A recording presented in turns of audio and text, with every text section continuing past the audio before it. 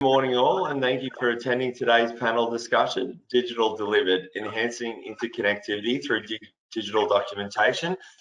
Just like to point out, unfortunately, there's a few technical difficulties from my end having my camera live today, so unfortunately you won't be able to see my face, but I'm sure I'm doing you all a favour in that sense. But we'll jump into it. So I will introduce our two guest panelists, but before I do, we'll be running a poll throughout the duration of this session. So we do encourage you to engage, and also just a reminder to please use our chat function to submit any questions you may have for our panelists, and we'll endeavour to answer these questions at the end.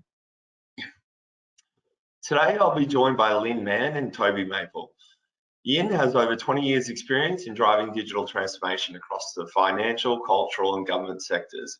She is passionate about enabling real-time data and analytics to augment business capabilities and efficiency levels. Her previous experience includes leading the HealthNet program for eHealth to enable information sharing across hospitals, community health services and the National Health Record. Before joining the Office of the Building Commissioner, she led the replacement of New South Wales Legacy Child Protection System and co-authored the New South Wales Digital Strategy. Our second guest is Toby Maple. Over the last 18 years, Toby has become an industry leader in building information modelling and digital engineering, and intimately understands the challenges and opportunities facing large organisations when effectively implementing digital strategies. His experience from working at a board and executive level through to designers and software users, ensuring change management and business process are linked across businesses and organisational outcomes. He advocates incremental development and implementation of technology agnostic digital strategies at a pace that can be sustained financially, organisationally and by the workforce. Yin, Toby, lovely to have you on the panel today, and thanks for joining me. Good morning, Michael. Cheers, thanks, Michael. So I'll jump straight into it, and Yin, I'd like to start with you if that's okay. So David Chandler has been making waves throughout the New South Wales construction industry since taking the helm of the New South Wales Building Commissioner back in 2019. I believe most across the industry would agree that this was a timely appointment, as the consumer confidence, particularly in high-rise apartment living, was at an all-time low. A recent study carried out by your office found that 39% of apartment buildings completed in the past 6 years had serious defects, predominantly with waterproofing, fire safety systems and structural work. With the high profiles, examples of Opal and Mascot Towers drawing attention to the high risk nature of Class 2 construction and the lack of protection for consumers, the New South Wales government is aiming to restore consumer confidence in the residential building and construction industry through the Construct New South Wales transformation strategy. With the overall sentiment being to improve transparency, accountability and quality of work, you and your team have been pretty busy at the moment, Ian. So yeah. With that, before we, I suppose, move into the individual initiatives that your department have introduced, can you please talk us through the EConstruction Program and what the key objectives are? Yeah, sure, Michael. EConstruction Program is, I suppose, an internal program name. David's Construct New South Wales strategy is formed with 6 pillars, and EConstruction is really pillar 5, which is the digital solutions that underpin his reforms. When I started almost 2 years ago now, we had a program of work where we knew that confidence in the industry was low. We also knew that there was 2 pieces of legislation that was due to be introduced: the Residential Apartment Building Act, which was last September, and the Design and Building Practitioners Act, which came in July this year. So we knew those things were coming. We had an opportunity to shape those regulations before they were passed, and actually shape the program around what we wanted, which was rebuilding the customer's confidence. And in order to do that, as you said, accountability and transparency was key. We had to ensure that we can track and understand who was working on the development, on the building throughout its life cycle. So it wasn't just about the planning and design stage and all the construction, it was actually how was that asset maintained after people actually moved in. So we devised the program, the construction program, around the building life cycle. And out of that, we created 2 state assets. The New South Wales Planning Portal, which Department of Planning and Industry was already building. But as you know, with government, we tend to work in silos, and each legislation tends to be in its own silos.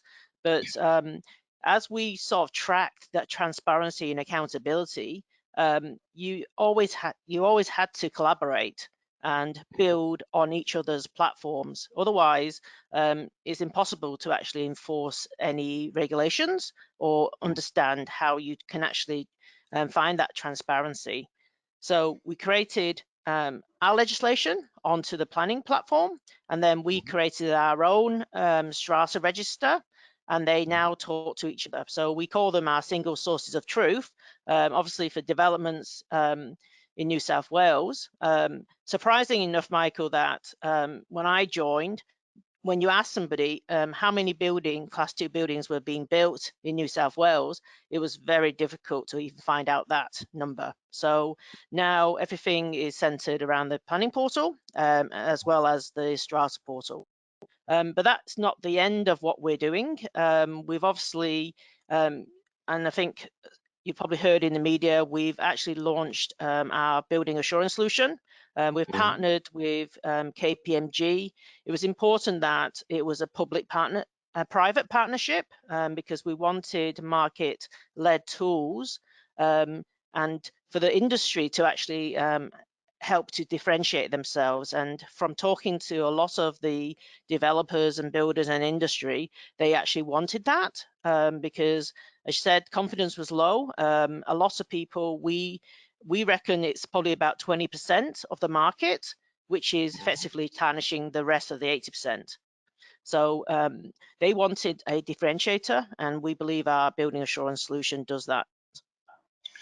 Yeah, so we'll touch on the planning portal and Strata Hub and also the building assurance side of things in a short second. But in terms of what you're trying to achieve through this particular program, it's mainly, for me, the digital delivery is at the core of these initiatives. So I'd like to touch on the Digitalisation of Construction report launched in August this year by your office, the Office of the Building Commissioner, and the Centre for Smart Modern Construction. And I believe it's a joint initiative to get a better understanding as to where the industry is currently based off the findings of this study.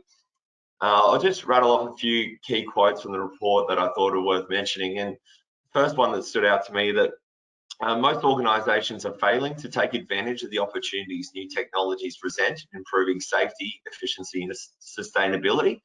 It found more designers and builders have little to no direct training in digital processes, and the majority of organisations saw digitalisation as overly expensive without recognising the potential in improving efficiency and financial returns. The report then used a digital maturity scale in which it rated the 542 designers and builders that were sampled. In summary, 52% of construction organisations that did fill out this survey were found to be in the bottom tier, or what you deem to be the basic level of digital maturity. 42% of those were advanced and 6% were in the smart tier of digitalisation. So, Ian, I suppose the first question is, did these results were they any surprise to you? What do you think in terms of the overall digital maturity? Is it lacking? Are we at a point where the growth is being seen, or can this be improved upon? I think when we went out to market last year for the building assurance solution, there wasn't many solutions that we could actually choose from. But in the last year, I think it's improved quite a lot. But the key thing is in our also in the report, it also highlights the fact that there's a lot of small players in Australia that's in this industry, and a lot of people were talking about BIM and why is everybody not using it. But the upshot really is that the tier 1 constructors are using it, but the 80% of the market is quite small players, and it's just not their core business.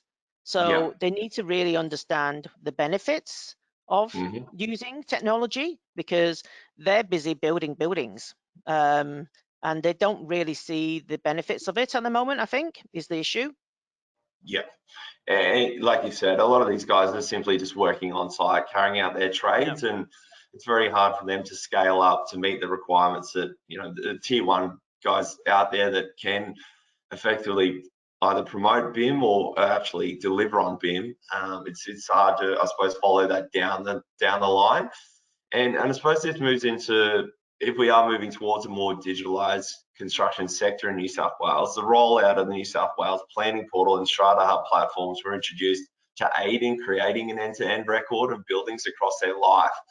So the first one is, can you explain to us what the New South Wales Planning Portal and Strata Hub are and what they each aim to achieve or collectively achieve? You might want to potentially start on the Planning Portal, but I'll leave that up to you. No, sure. Like I said, Michael, it was that building life cycle, and in order to make sure that we have the data and transparency end to end, you really had to create two single sources of truth and connect them. So the New South Wales Planning Portal was an initiative. I think it started about 3 or 4 years ago by Department of Planning. It wanted to basically standardize the way councils digitize and do their processes, because we had 128 councils. They all did everything differently. So if you ended up having to deal with one council, you effectively had to do something completely different with a different council. So they spent over 2 years standardizing the processes so that all councils are now on the portal as of July this year. That gave a massive opportunity for us to actually implement our legislation on there as well, so that other agencies are now looking to put their legislation on there, because end of the day, if you're outside, then it's actually a lot more difficult to get that transparency. So that was the aim really of the planning portal. We are shaping it to the way that we think it should be. Before, it's sort of centered around council processes and certifiers. We are trying to make it so that you can trace building through the portal, because everything was piecemeal built over the last 3 years. So it can feel like, well, I've done this, how do I connect the things I want to do later on? So we're working on that. It's not perfect, but we're moving towards that. But the Strata portal is a new system, because there's Strata legislation coming through later this year or beginning of next year. We're actually creating what we call a Strata register. So during COVID, one of the key things has been, when we wanted to contact all the owners corporations about some COVID issue, you just couldn't, because one, there was no central place register to do that.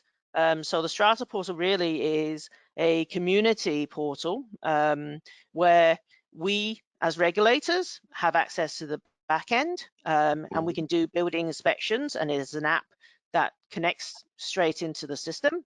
And then front end is really the community consolidating a lot of the information that strata owners or strata occupiers, renters want information on. So it'll be a great source of information.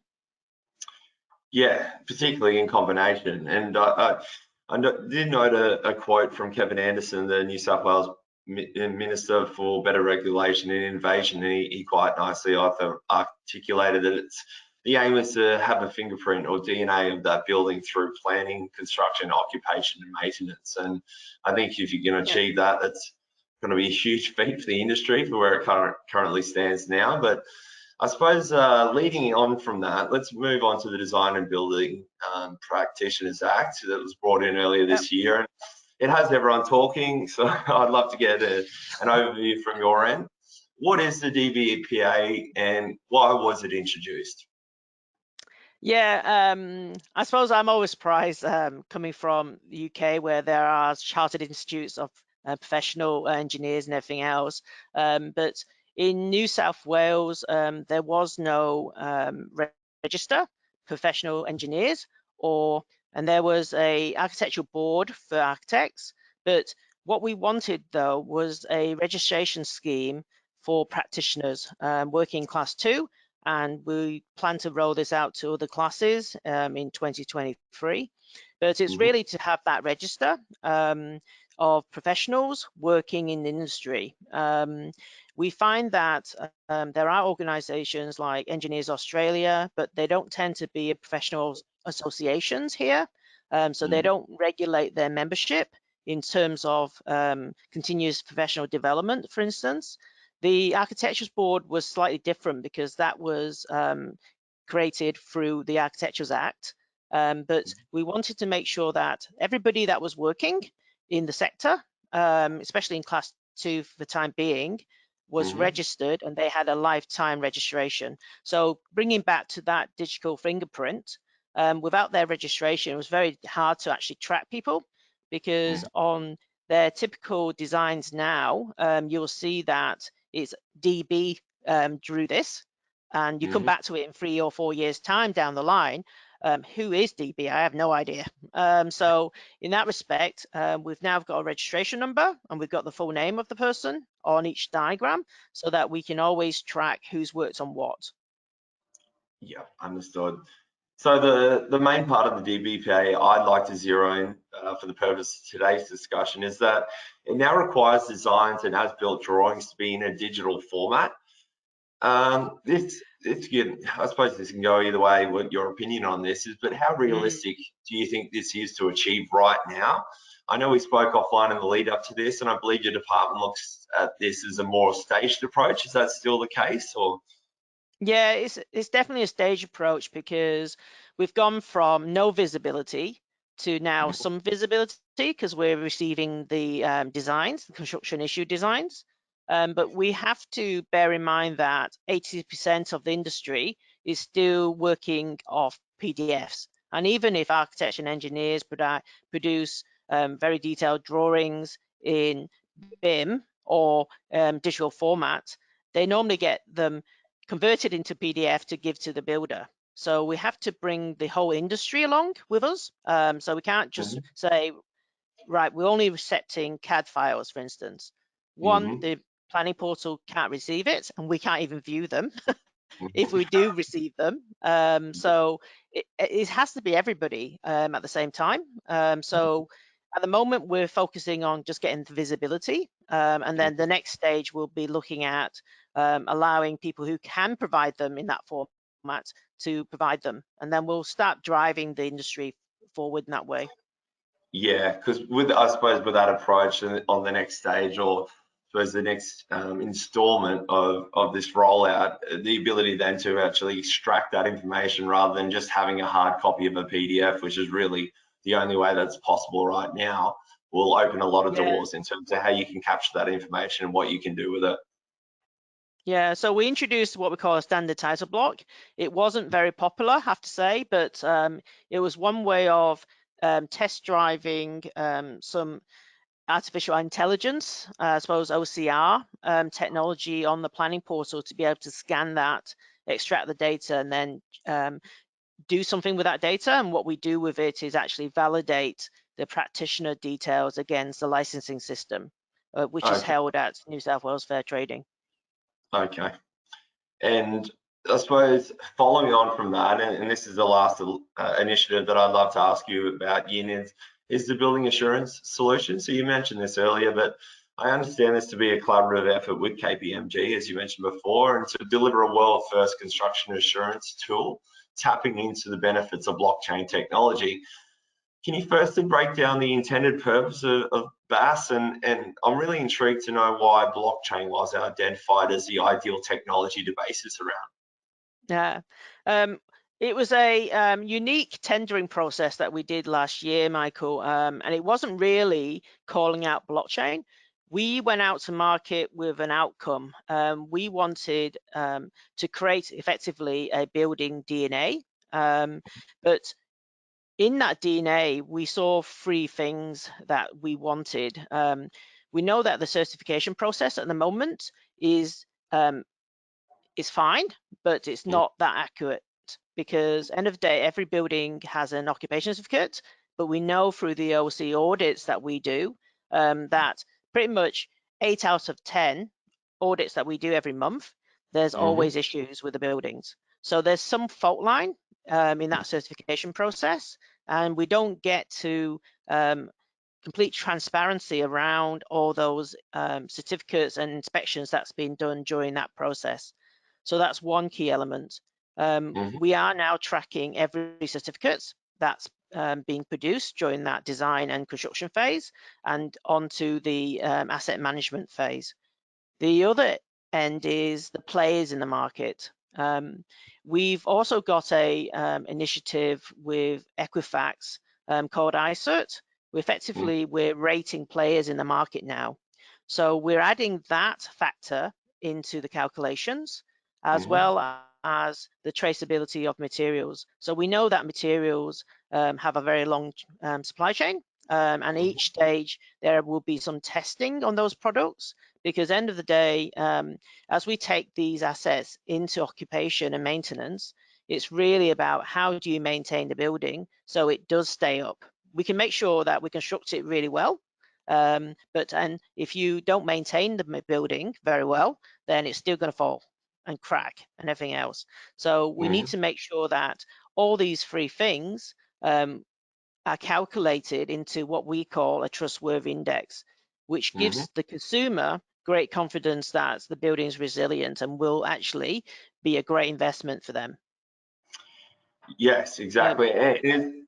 Sorry, if I don't want to cut you off, but is that really what the open source ledger allowed you to do? Is that contribution? Yeah, so we went out with that issue and problem that the market's fragmented. So the solution that came back was less about blockchain, more about a distributed ledger technology that underpins the solution, because we then want to create an ecosystem where everybody collaborates and it's multi-layered. Because even talking with our partner Mervac, they don't hold all the information about the building themselves, because they have subcontractors and subcontractors. So it becomes an ecosystem, and it needs to maintain obviously privacy and permissions, and I suppose blockchain is perfect for that. Absolutely. So I'll leave it at that for now, because that was perfect. Thanks for that for now, Yin. But I'll come back to you later on with a few last questions around the obstacles you and your team have faced or anticipate facing in the future. But for now, I will move on to Toby. Toby, thanks for being patient, and once again, thanks for joining the panel today. So Toby, through your years with both Ecom and now IIMBE, you're probably one of the most qualified candidates to comment, particularly on the evolution of BIM and digital engineering here in Australia. And building information modelling, or BIM movement, has been well underway for many years, and perhaps it's been rebranded a few times over the past decade. But generally, the core principles of BIM have remained the same.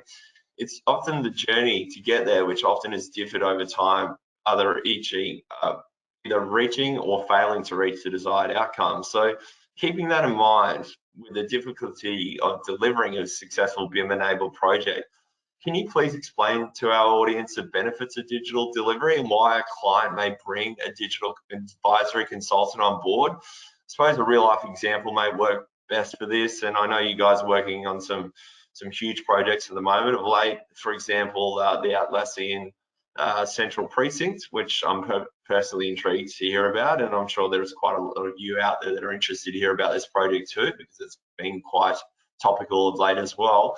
Why did the client bring you in, and what stage, and what was the desired outcome?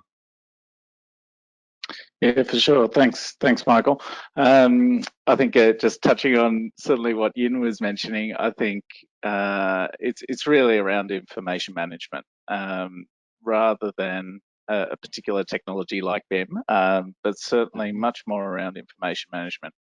typically we've got many hundreds of people, many hundreds of organisations potentially working on the same project. So how do we get all those people to collaborate, work to develop information in a structured way that then can be leveraged, can be validated, can be assured, can be there for the life of the asset. So with the Atlassian building specifically, they obviously have very high goals for that particular asset. They're also keen to obviously leverage technology. So they're the only software company I know that's got a BIM manager. So they certainly see the value of these types of technologies, but really what they were setting out to achieve was really to make sure that information was created digitally, that they had that they had the engineers and the architects and everyone involved in the project really producing or allowing for the fees to be able to do this type of stuff. So very early on, we were brought in by the project manager to write the scope for BIM on the project. So that really sort of entrenched into every consultant, the contractor, that this was a BIM project and information management was key to the success of the project. So that's how sort of we got first engaged, was really to help the project manager write the scope for the consultants, and then post-award we're engaged as the client side representative for information management, basically. Yeah. Well, perfect. So I suppose advising as the digital partner for a global tech giant like Atlassian is rather daunting, but with their well-documented focus on sustainability in particular, I imagine this would have shaped their desire to create the smartest of smart buildings. Can you just talk us through working alongside the principal on this project? I think you mentioned in our last catch-up, this project really has it all. It's IoT, smart buildings, digital twins. A project of this magnitude and complexity must have had some challenges. Were there any that came to mind in terms of how this was rolled out and ensuring that all the, I suppose, goals or objectives were achieved? Yeah, for sure. There's certainly lots of complexity on this project. There's essentially 4 different asset owners. So Transport for New South Wales own a pedestrian link that that runs through the base of the building. We've got Atlassian, who are occupying a number of floors. Dexus are now the principal with Atlassian to manage the base building long term, and then you've got the YHA also in the tower. So there's many asset owners, all with different needs or differing needs from the building. Yeah. Atlassian's certainly very keen to use sustainable materials, so that was obviously a big focus, and also with Dexus now on board, they also have a smart building agenda. They certainly want to be able to operate the building remotely potentially. So how does all those pieces of equipment get commissioned and in a structured way, so the data that they're receiving is structured. So and some of that technology hasn't even been invented yet. So the building's a fair way out from being completed. So they don't want to commit to something now that potentially is going to be superseded by newer technology in a few years' time. So certainly there's some challenges around just making sure we're capturing good data in a structured way at the moment, and things like classification support that. We're all speaking the same language when we use things like classification, and then progressing that over the course of the coming years. Yeah, and we'll get into the classification, well, the role that classifications play in this a little later on. I'd love to hear your thoughts on that. But with the Atlassian Central Precinct, it's a great example of an asset owner unlocking the power of BIM, from feasibility to construction to in use, to ensure they will continue to benefit from this framework throughout the entirety of the project's life cycle. But Toby, I want to look back around to your public sector work, as I know you've contributed both to the Victorian Digital Asset Strategy, VDAS, and also your work with the Queensland Government BIM guidelines during your time at ACOM as well. With Yin already covering off on the New South Wales component of the digital delivery and initiatives, I'm interested in hearing your view on whether each state-driven approach has similarities, or are we moving in the same direction as a whole, as a nation, and roughly at the same pace? Do you find that some states are lagging, or everyone's getting to the point where we're on the same page? Yeah, I think it's always challenged with each state trying to do their own thing to some degree. I think, yeah, certainly specific agencies within states like Transport for New South Wales that we worked with back at ACOM, they were quite forward-looking. That they saw this massive infrastructure spend and once in a generation opportunity to be able to do things in a more digitally enabled way. And similarly with Queensland, they saw the opportunity for BIM and digital, and were the first state to mandate the use of it. Is everyone doing it 100% at the moment? As Yin explained, there's challenges with just the breadth of expertise and the capacity and capability within the sector. We've got small one-man bands still on drafting boards compared to tier ones that are using BIM tools every day. So I think that the critical thing is, or the critical thing that's catalyzed some of this is that things like ISO 19650 that really talk about information management more broadly rather than just BIM per se. It is about information management, and it is about the client understanding, or the asset owner understanding, what information they need to manage and maintain that asset long term. So if we can get that bit right, where the client's specifying what they need, then it just helps everyone on the project. It helps everyone create information in a way that can be used to inform decision making. So it's really important, I think, that that clients and particularly public sector clients really think about what information they actually need to manage and maintain those assets, and it typically is a long-term view. Yeah, you don't get it right the first time. So how do we progress gradually to be able to upskill the whole industry to do things better, I think is the key to this. Yeah, absolutely, and I think we'll touch on the client-driven approach and client expectations, and whether they're realistic, or they're at the point where they know exactly what they want to achieve this, and that's often a disconnect that we've heard through our discussions through NBS. But as I believe both VDAS and Queensland CMR BIM guidelines as well recommends the use of Uniclass as their classification system best suited to align with ISO 19650 Part 2.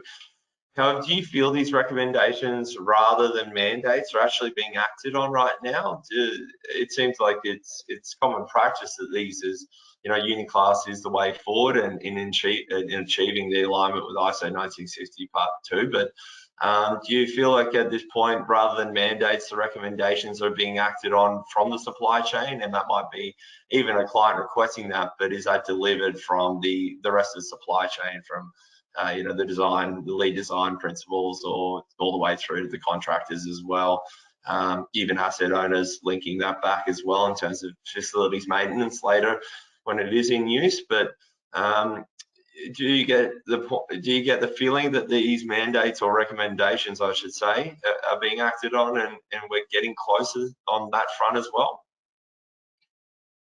Yeah, for sure. I think classification, I think, has been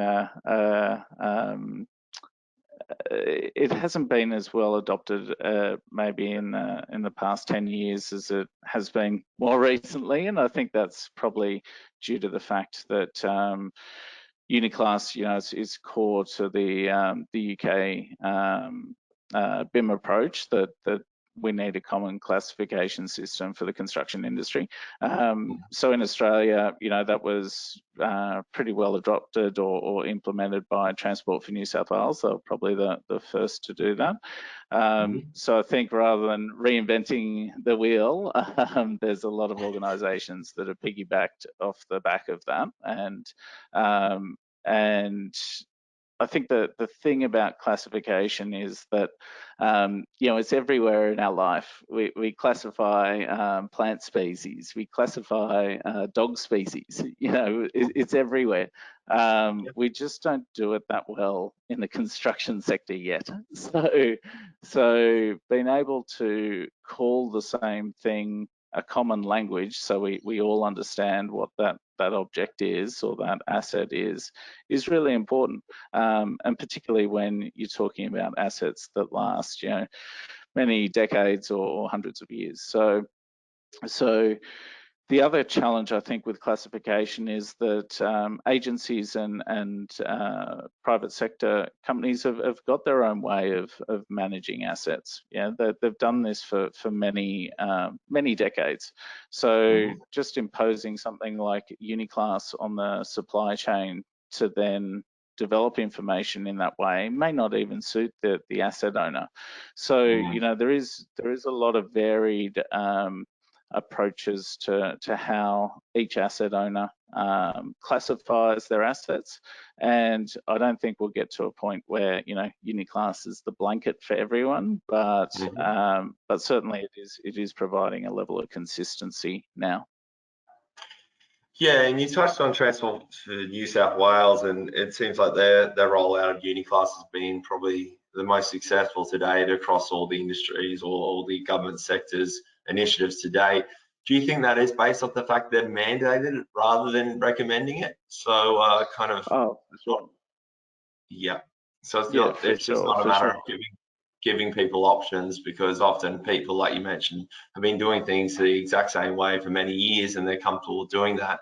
A recommendation might take you, a little step closer, but without a mandate, they're not, forced to act on this and move to Uniclass immediately. And I think we've been working with Transport for New South Wales and NBS for over 6 years now in building the Uniclass content around infrastructure as well. But yeah, that adoption seems to work quite well just based off the mandates rather than these recommendations. So, I mean, other than the Uniclass 2015 full classifications that you've run into, what digital tools with IIMBE do you use to enhance collaboration and interconnectivity across the supply chain as it stands now? It could be cloud-based tools, such as like Digitalisation, Revit, any kind of the 3D modeling software, BIMX, BIM 360.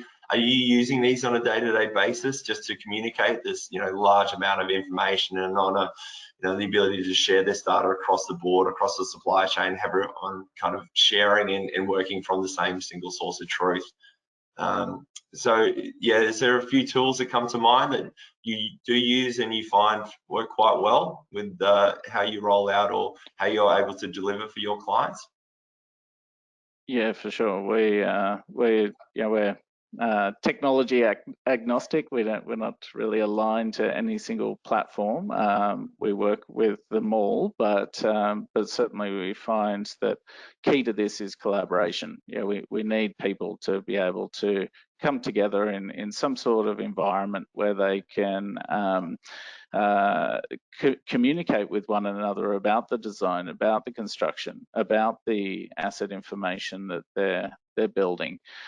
So whether that's in a tool like Digitalisation, where the asset data may be housed, or whether it's in a BIM tool. So we've got a fairly large pool of licenses for Revistu.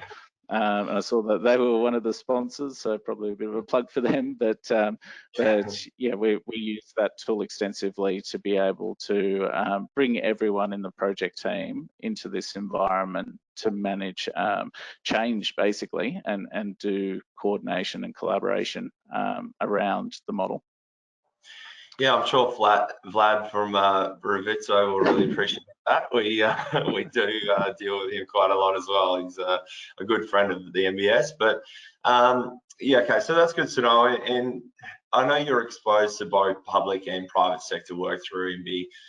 Are you noticing the same obstacles on either side of the fence in digital delivery? Is it a common trend of what the obstacles you face? Is it, you know, is it public sector specific, or is it private sector, or do you find they do kind of align quite nicely, or not? I don't think quite nicely, but if they're an obstacle, they're an obstacle. But are there similarities across the board? Yeah, I think probably the advantage the public sector, the private sector has with tools like BIM is that they can be much more direct with how they want the tools to work. So they can, you know, specify, well, you need to use, say, Revit, yeah, and then they can build an ecosystem around that tool, including, you know, right down to the object that the designer or the contractor needs to use, and then being able to, you know, put a lot of their asset information, or a lot of the way that they want that that asset to report its data, that can all be inbuilt into the object library. So you can really sort of create the, you know, the Apple ecosystem if you're a private sector client, and you see that with airports or whomever, you know, they Woolworths, you know, retail, they do that stuff. Where the public sector, I think, is a bit more constrained in that they need to be agnostic. They can't, you know, really specify that you've got to use X, Y, Z tool. Where I think the opportunity still is, and I'm a big believer in this, is having consistent objects that the supply chain draws from. So a good example in the public sector is the Oz HFG library for health. You know, a designer can go there, they've got all these objects and you know, all the room data sheets, all the room layout sheets, and they can really quickly use that to speed up the design process. And it's structured data, you know, it's in the way that the most health agencies want to see this information. So, you know, I think there still is a massive opportunity for public sector clients to be able to somewhat reduce the effort of the supply chain, where they've all got to go off and create these individual libraries of components. You know, we can get to a much more standardized way if the public sector could facilitate some of that. That would, I think, solve a lot of the adoption issues, because there's a massive cost for small organizations to enter the market using tools like BIM. Whereas if there's this free to, you know, open source object library that you can draw on, it really lowers the barrier to adoption, and it helps standardize the information that we create. Yeah, and this probably leads, I'll jump back to you, Yin, because you mentioned the other day that there is a misalignment between the private and public sector in terms of what's acceptable. So if a private sector client still strives for full BIM realization and produces smart buildings with digital twins, they're still required to almost reverse engineer this into a 2D drawings and PDFs for handover documentation for compliance. So there's already a huge disincentive to not follow the route that's required, although the long-term benefits will in all likelihood pay off later down the track.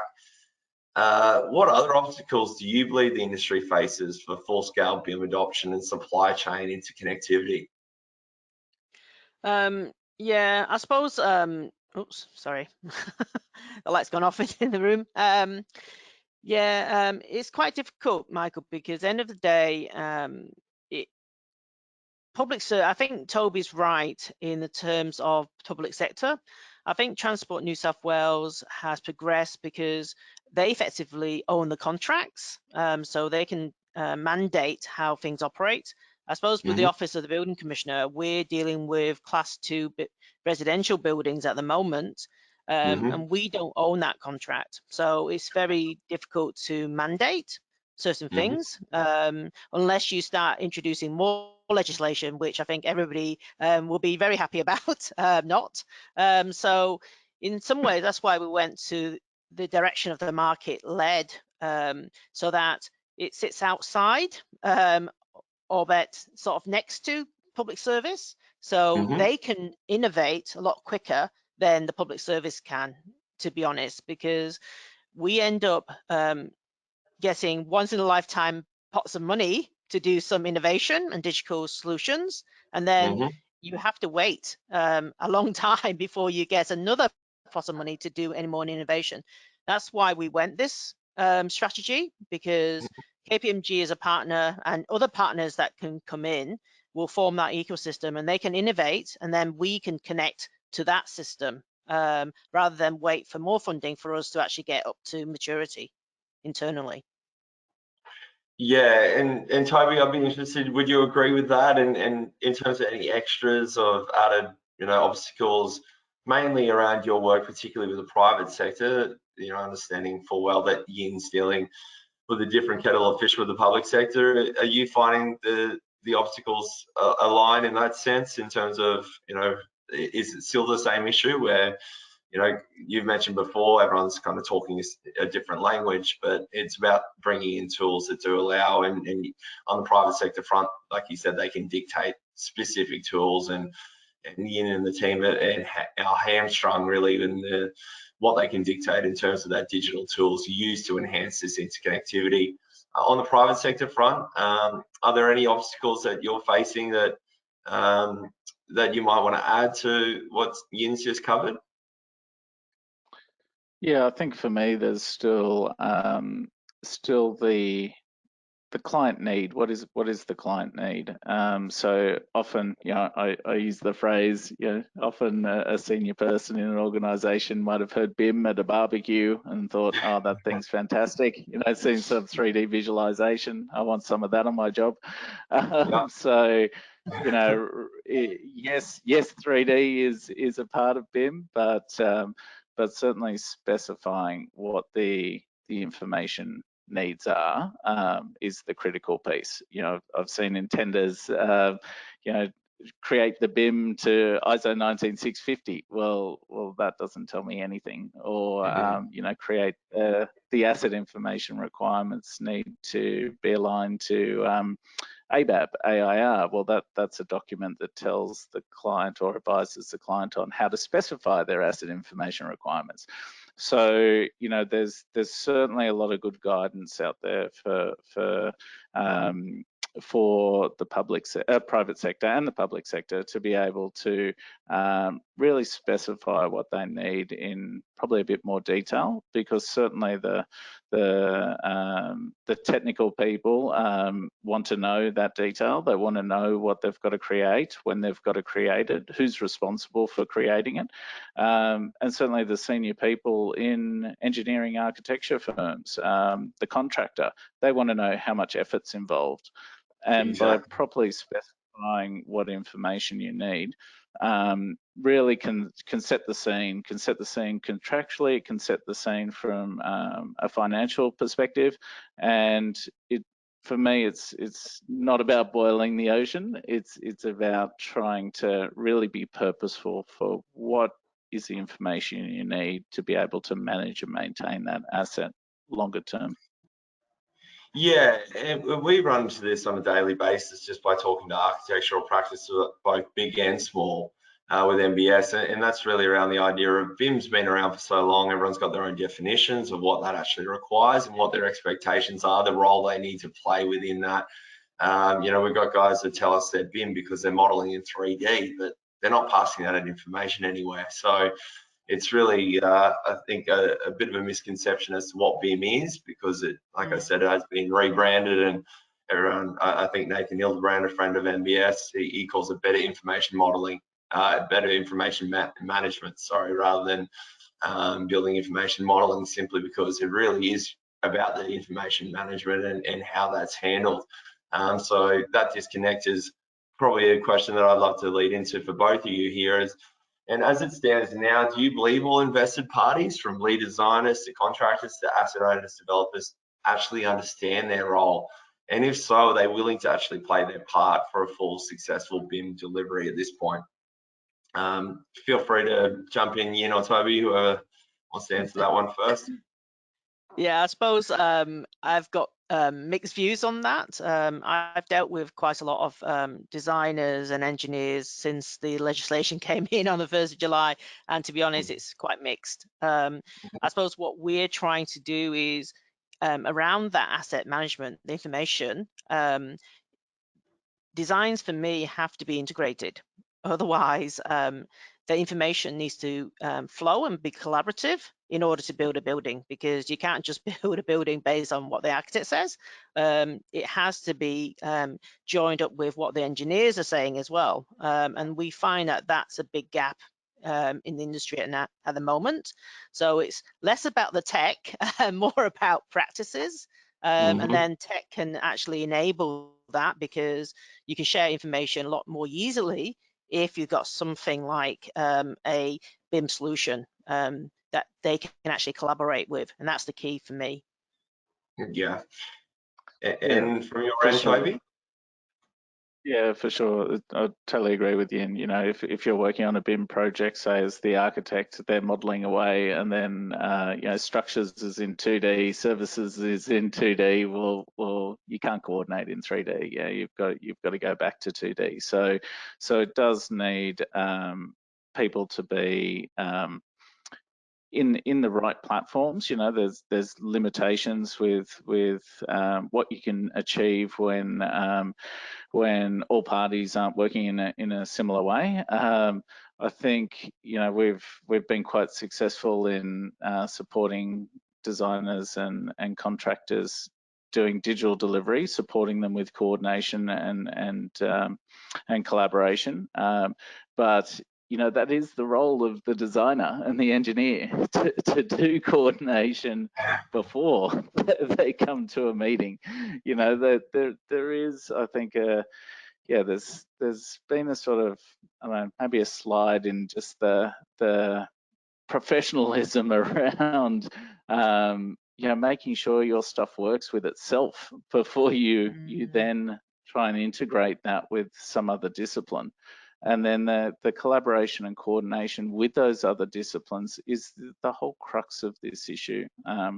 We really need to get better, I think, at being able to really do much better coordination and collaboration, communication around a central data source. And whether that's 2D drawings or a model or asset data, whatever the case may be, it's really important that we can't forget the human aspect of people actually coming together and solving problems for the project, rather than, you know, finger pointing at each other. That's where, you know, the projects usually go south, and you end up with, you know, all the issues that the building commission is trying to solve. So, you know, I think collaborative forms of contracting, you know, shared pain, shared gain, you know, there's a whole bunch of other issues that surround the building industry rather than just the tech.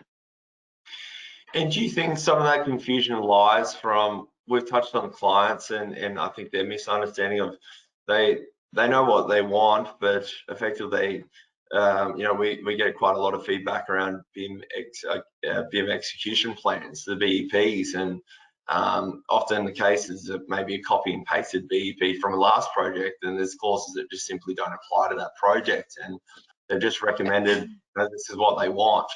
But at the same time, the invested stakeholders, you know, whether that is the lead designers, the contractors, whoever is involved in this solution, the BEP doesn't really outline that, or is it concise enough, or that's not communicated well enough? Is that something that you've found as well?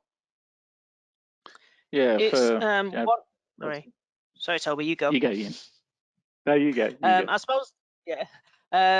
It's one of the key things that is coming out of the Design and Building Practitioners Act, and it's because we know that there's a weakness in the industry. So the Act has introduced the requirement to integrate, and we do are conducting audits to ensure that the designs are integrated, even before the building gets too far down the line, because that's one of the things that we are noticing from the OC audits is because of that finger pointing, as Toby says, and normally it's pointing to a thin air by the time they finish finger pointing.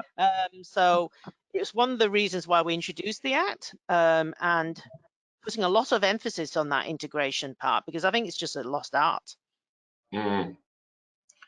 Yeah, absolutely. Yeah. And Toby, we're gonna add to that? Yeah, I think it's specifically with the BEP, BIM execution plan, you know, I've been a big advocate for this for a long time, because it's really the supply chain's opportunity to advise the client on how they're going to deliver the client's needs.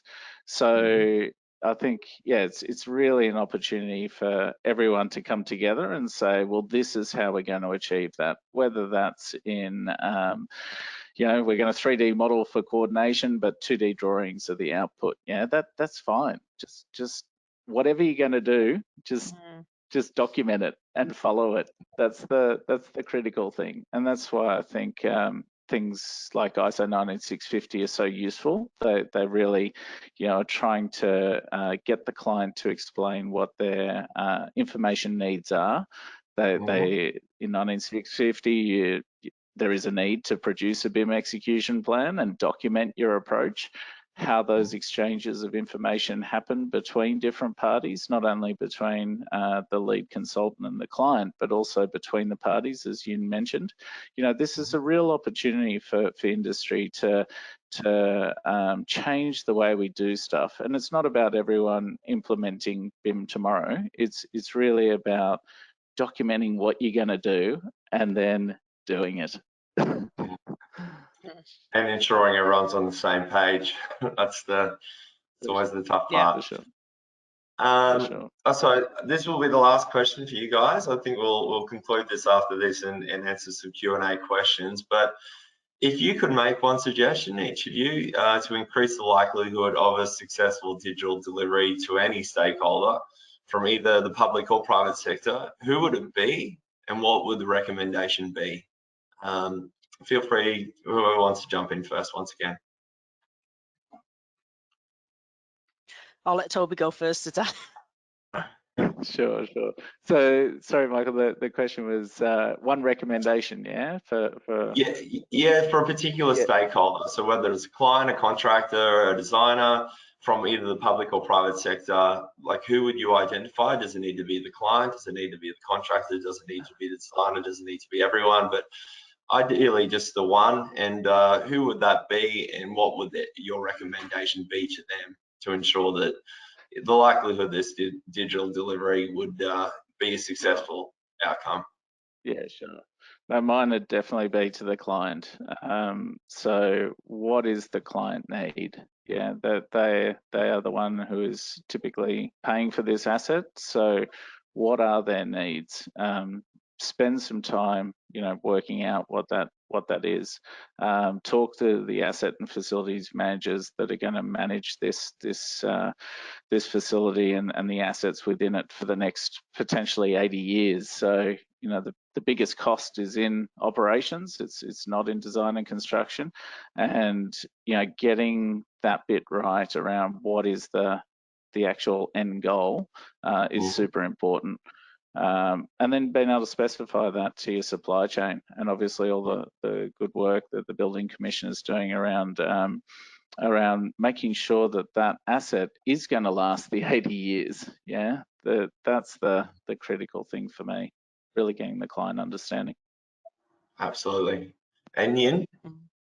Yeah, I'll echo Toby's point there, because as a government, our responsibility is to ensure that customers' confidence is high, because that simulates the economy, as well as ensuring that it's going to be the biggest thing that they'll spend all their money on, to be honest, especially with prices in Sydney.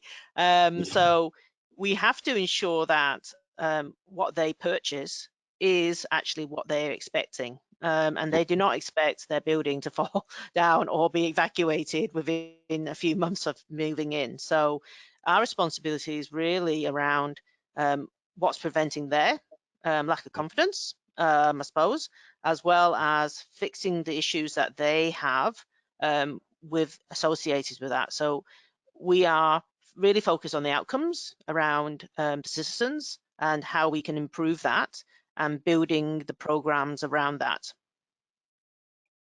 Yeah, I think that was well said from both of you. So I think there are overarching themes throughout this discussion so far as collaboration is obviously the key to making sure this is all going to work, and having the tools in place that allows collaboration to be, I suppose, easily accessible and easy to use from all invested stakeholders, once again throughout the entire supply chain, to ensure that digital delivery isn't something that it's just like BIM over time. It just became a term that everyone knew about, but no one really knew their role within that. So the collaboration now that I think through your initiatives, the New South Wales and Building Commissioner, Yin, and also what you guys are doing with NBS as well across the private and public sector, I think the collaboration is a huge part in how you deliver your projects as well, Toby. So that's really it in terms of what we'd like to cover off today. So I really appreciate your time on that. If you guys don't mind hanging around for some Q&A, I'm sure there's been some questions, hopefully, that have come through. We can hopefully direct it you both, just while we've got your expertise in this section still.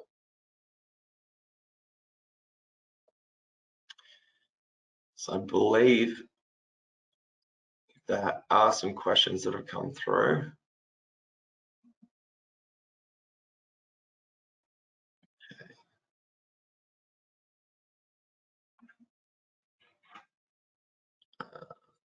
Okay, so I'm not sure if they're meant to pop up for us.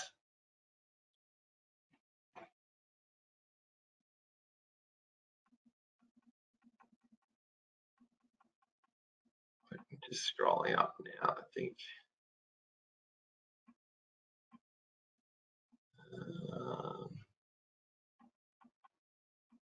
Question from the audience. Upskill industry to BIM, digital delivery. Yinman has told us 80% of players in the built environment are small players. Moving the industry to BIM is not only a widening knowledge about the process or changing customer behavior, but also about cost. What is planned to be done to bring in this 80% into BIM? And I think you may have answered this.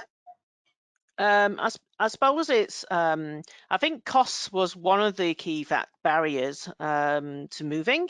And I think Toby's comment, and I'll take that away and have a think about that, is actually having a bit more open source libraries. I know that we're working with the e-planning team to try and make the upload and lodgement of documents, everyone will cheer now, a lot easier. Obviously, all these systems are out there like Procore, and they want to literally drop and drag and drop. So it has to be in stages, because we can't just suddenly decide, actually, we're just going to cater for 20%. So I think it is moving everybody slowly to that, and making tools available at very low cost is actually one of the key things as well. Yeah, I'll add just my own question on this. In terms of CDE, so Common Data Environment, and how they play their role, this is probably a question for you, Toby. With the likes of AConX, it's obviously well embedded in the construction industry and has been for some time. Do you think that's almost created, it's hamstrung the efforts in terms of that digital collaboration in terms of that's simply, you know, a data drop functionality to just simply upload a large scale of digital, well, not just digital documentation, mainly just PDFs and hard copies. Is that something that, because we are, you know, the construction industry, particularly contractors that are using AConnex on a daily basis, it's almost just a data drop now. Is that actually being used in its full capacity, or is it something like a BIM 360 or a you know, a DeRofus, or the idea to read and create a better data management through that, rather than just having a Dropbox effectively of a lot of information? Do you find that it's just a sea of information that's often just stored there, but it's not really used in any capacity? Yeah, I think you know, things like the AConnexes of the world have been good for being able to have a, you know, this is the last known trusted piece of information, or to improve collaboration amongst parties. You know, I think when email was first invented, it was probably death by email. Now it's maybe death by AConnex, but anyway, but either way, you need some way of collaborating around common information that is approved for a particular use. Yeah, and that's the whole concept of a common data environment. I think where people get hung up is that it's potentially, well, it's common data environments is probably a better term, but it's no one solution. Yeah, you've got things like BIM 360, where, you know, models are being shared. You've got the AConnexes of the world. You've got people's local file servers in their office. So there's information everywhere. It's really about how that information is structured, shared, and validated and approved for a particular use. I think that's where we need to get to. And certainly, I think having more sort of client, not control, but client ownership over those environments, because they're potentially, or they're often the end asset owner of that information. So having a way that the delivery team can work inside a client common data environment in a work in progress area, and then they're issuing that, so that the client has the history of what's gone on that building or that facility. You know, I think that is still something in its infancy. There's not a lot of clients that work in that way. They leave it up to the designer or the contractor to manage AConnex, and then, you know, they get this dump of information out at the end. Versus what was the, you know, I think the UK term is the golden thread. How is that golden thread, you know, passed through all the way into operations? So you can see the decisions that were made the whole way through design and construction. Yeah, and I think that's where, you know, the UK are quite advanced in terms of, you know, digital maturity, and in the, as we call it within NBS, BIM maturity, and the sense that they do have an agile specification as well through tools that we offer, NBS Chorus, which is you know, a specification authoring tool, but it does integrate with the likes of modeling software. So you can tie specific clauses to specific objects within your model. So you've then got an agile specification, but also an agile model. So as it moves its way through, each, you know, invested stakeholder or member of the supply chain is adding to that over the course of the project. So it's actually a true representation as to what was, you know, designed, what was construction, and what was in use. Because often the case, you know, an architect might specify product A, whether the builder uses product A is a different story. He might go and use product B. Are we capturing that along the way? So does it get to the point an asset owner is fixing a defect 5 years after the fact and realizing it wasn't actually what was initially specified or planned to be constructed as well? So that in itself is something that the UK have kind of tried to lead, and their plugins work quite well over there. But yeah, so look, I think that's it for today. I know we're short on time anyway, so I really appreciate both of you stopping in and adding your expertise. You're definitely leading the field, and I love the work that you're doing with the New South Wales Building Commissioner, Yin, and also Toby with the work that you're doing with IIMBE, and also the huge projects that you're currently working on. I think it's been great to have you involved and to answer these questions today. So really appreciate your time once again, and thank you all for tuning in. Thank you, Michael. Cheers. And also Thanks. just to quickly note as well, if there are any additional questions that anyone would like to post in the chat, we can still answer those. I'm sure I'll pass them on to both Yin and Toby, and hopefully if they've got some spare time and their busy schedules, we'll just try get back to you over the course of the next few days as well. So thanks everyone. Great. Thank you. Cheers. Bye. Bye.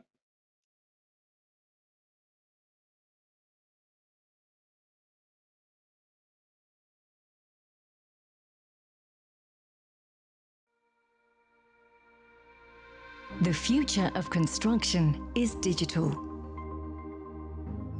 Data is transforming our lives, our work, and the way we create.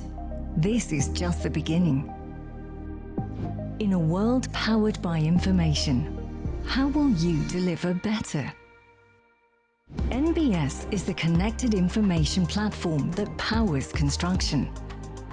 Our mission is to use technology to make the built environment more effective for everyone, giving architects, designers, and engineers the power to specify their projects effortlessly, making sure no details are left to chance.